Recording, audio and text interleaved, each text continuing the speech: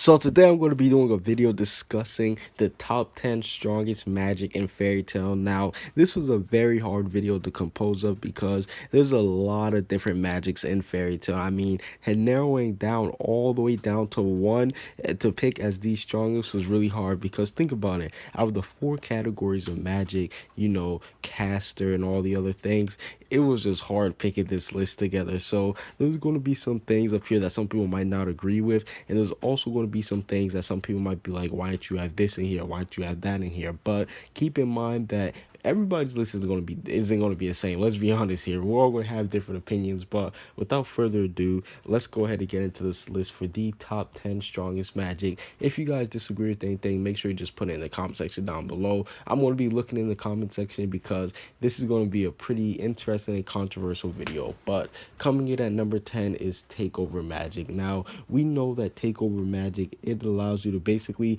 take over, basically transform. That's what it is. And the main people who use it are Elfman, Lysana, and Mira Jane. And they're basically the people who coined it, the people who we basically know as the users of it. And we see what it could do for them. For example, even somebody like Lysana, who's not as strong as the other two, she's actually able to put in work.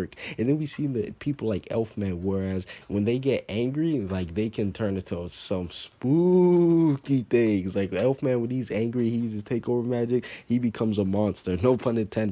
But then the best one at using it, Mira Jane, she was able to do so much. The fact that she was able to stand up against people like Kyoka and Sayla and all these other people with her Takeover Magic, she's had some pretty dope moments with her magic. So that's why I gotta have Takeover in here. It can't be slept on just because it might not be as flashy as the other things, or it might not be as remembered as some people, but it's still not something to just look over.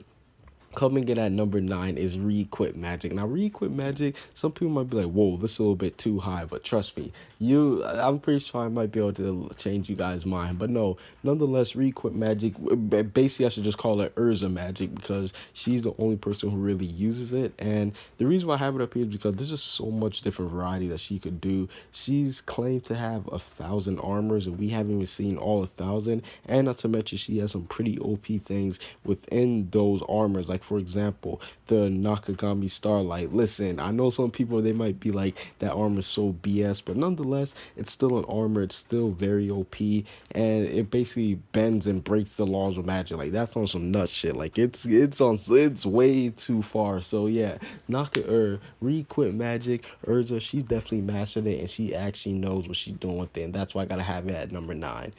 Coming in at number 8 is Celestial Spirit Magic. Now, I know people are ready to chop my head off. They'll be like, Lucy over Urza? Because that's what they're going to see it as. They're going to see it as Lucy over Urza. No, I'm not talking about Lucy over Urza. I'm talking about the magic, the Celestial Spirit Magic over the Requip Magic. I'm not saying Lucy stronger than Urza. Relax, calm down, take the dislike off, and like the video. But no, in all seriousness, yeah, Celestial Spirit Magic is definitely nothing to play with because think about it like this.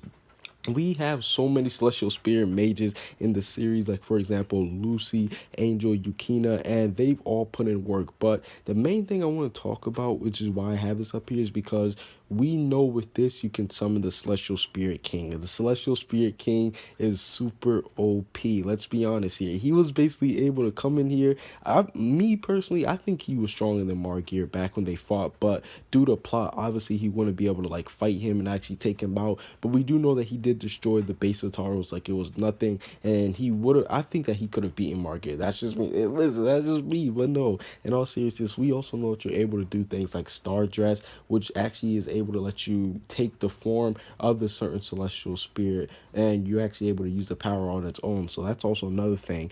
But last but not least, this might just be because it was Anna, but Anna, she's basically a very strong celestial spirit mage. She was able to do so many incredible things, but if you think about it like this, she was able to do stuff like travel time. Now, obviously, she didn't do that with just her magic, but I don't know if it, like I said, I don't know if this was just because it was her, but she was also able to do a whole bunch of things concerning time travel and a whole bunch of other spooky things. So, celestial spirit magic, I got that at number 8.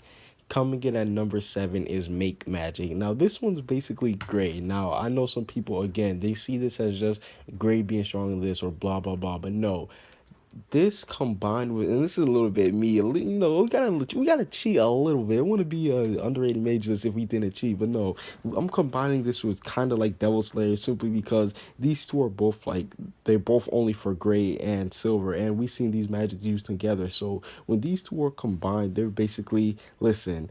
We saw what Silver could do to Natsu when he had Ice Make Magic. He was able to freeze him on the spot. And just think about that. If Gray, like, let's take plot and everything aside, he'd just be going around just freezing people left and right. Now, obviously, I don't think it'll work on everyone, but we also do know that Ice Age Magic, it basically allows you to have a limitless amount of weapons. I mean, we've seen him use stuff like cannons, like swords, like everything, bow and arrows. Like, he's able to craft basically any weapon, cover it with ice, cover it with his magic. He's just able to fling it at people. So yeah, Ice Make Magic or Make Magic, whatever you want to call it, it's definitely something not to be messed with.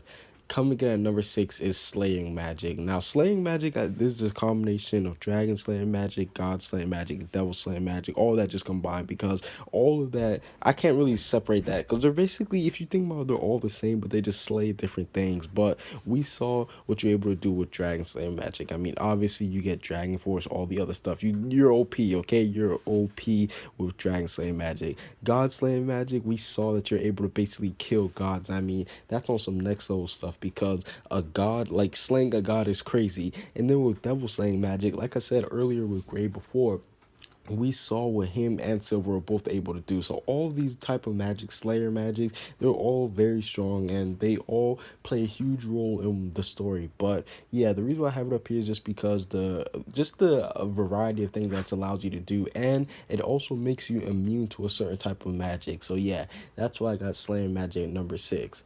Coming in at number five is Dragon Supremacy Magic. Now, this one is a little bit, some people might not even know what this is, but being able to control dragons is just OP in itself because we saw that when Future Rogue or Future Sting, whatever you want to call him, when he came back and he was able to control dragons, he could have beaten everybody there. Let's be honest, he was unstoppable because, A, even though there were Dragon Slayers there, they still weren't strong enough to take out dragons. So just imagine if you go there when they, well, just imagine if you control like 100 dragons with Dragon Supremacy Magic, you will be OP, you will be unstoppable. And I think that if somebody like that was to come into Fairy Tail with the army of dragons, that you would be insanely strong. So Dragon Supremacy Magic, that's why I got that up there.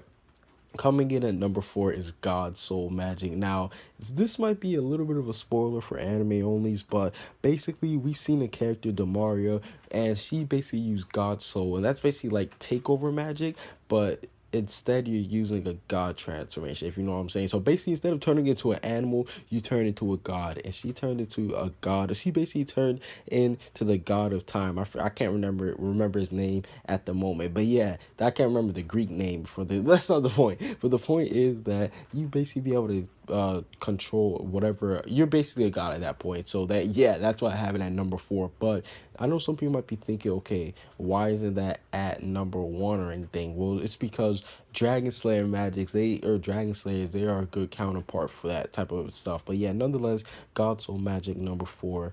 Coming in at number three is Guild Magic. Now, this is basically stuff like Fairy Heart, Fairy Law, Fairy Glitter, all that other stuff, because we saw what stuff like Fairy Law can do. Basically, if you're an enemy of Fairy Tail, you're getting smoked. We saw stuff like Grimoire Law, Grimoire Heart. Like, we've seen all the stuff. Fairy Heart, we know that Fairy Heart can give you infinite amount of magic. So the stuff that revolves around like guilds, like just special guild magic, those stuff are way OP. So that's why I have them in here, simply because they're just OP. Coming in at number two is Universe 1 Magic. Now, this one is also another manga only magic that's been used, but listen, I don't want to go too deep into spoilers, but yeah, we saw what somebody was able to do with it. Irene, she basically was able to rewrite the whole universe like it was nothing. I mean, she simply just changed the landscapes. People got teleported everywhere, and yeah, she was.